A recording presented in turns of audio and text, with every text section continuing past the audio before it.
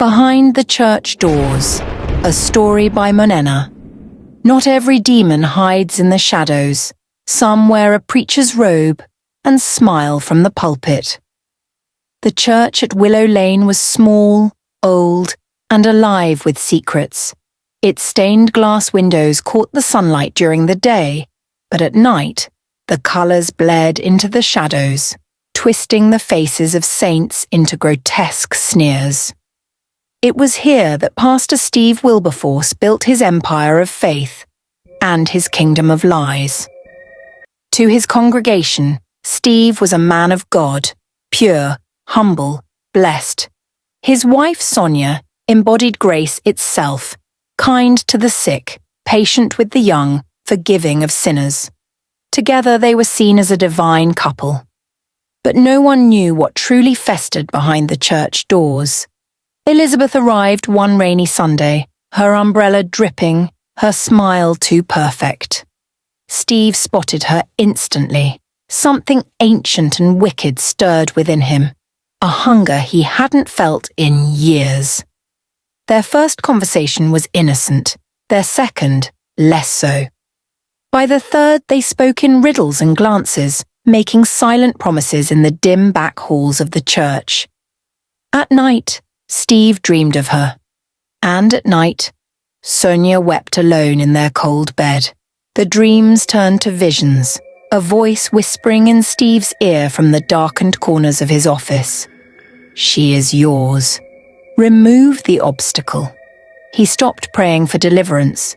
Instead, he prayed for courage.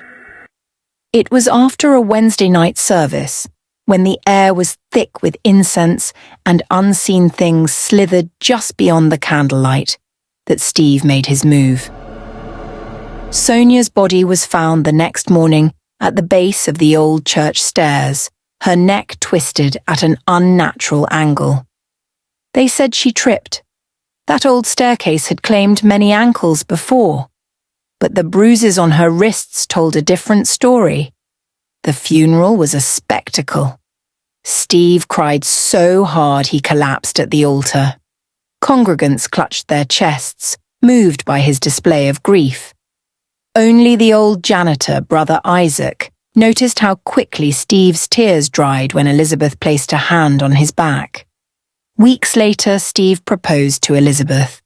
No one dared to speak out, but many lay awake at night, unease creeping over them like a slow-moving fog.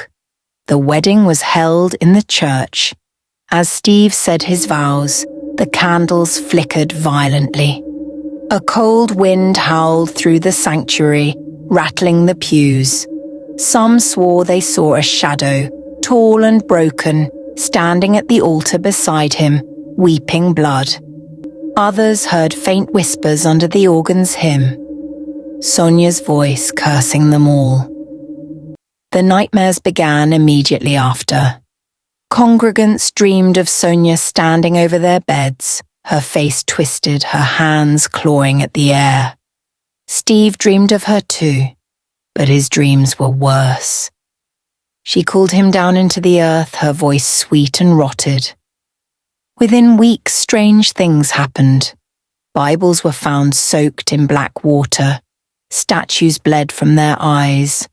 The bells tolled at midnight, though no one was there. Animals refused to enter the church grounds. Steve tried to preach, but every time he opened his mouth, blood bubbled from his lips. Elizabeth grew sickly, her eyes sunken, her skin translucent like wax. She spoke less and less until one night she simply disappeared, leaving only a crimson handprint on the wall of their bedroom. One day, while investigations were being carried out, they found Pastor Steve slumped in the pulpit, babbling nonsense, carving Sonia's name into the wood with his fingernails. He spoke of her coming back. He said she was waiting beneath the floorboards, hungry, patient. The church was sealed and abandoned.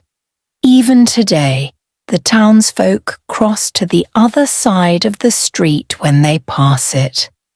Because at night, if you listen closely, you can still hear the tolling of unseen bells and Sonia's soft, broken laughter from behind the church doors.